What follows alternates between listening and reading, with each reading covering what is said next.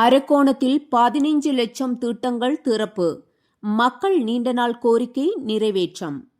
ராணிப்பேட்டை மாவட்டம் அரக்கோணத்தில் ஷா நகர் பகுதியில் ரூபாய் 15 லட்சம் செலவில் புதிய உயர்கோபுர மின்விளக்கும் பேருந்து நிறுத்தமும் இன்று திறந்து வைக்கப்பட்டது. அரக்கோணம் பாராளுமன்ற உறுப்பினர் ஜெகத் ரட்சகனின் தொகுதி மேம்பாட்டு நிதியில் அமைக்கப்பட்ட இந்த வசதிகளை நகராட்சித் தலைவர் லட்சுமி திறந்து வைத்தார். புதிய மின்விளக்கும் பேருந்து நிறுத்தமும் அமைந்ததால் அப்பகுதி மக்கள் கவுன்சிலர் பிரியதர்சினிக்கு நன்றி தெரிவித்து மகிழ்ச்சி வெளிப்படுத்தினர். செய்தியாளர் மகேஷ்.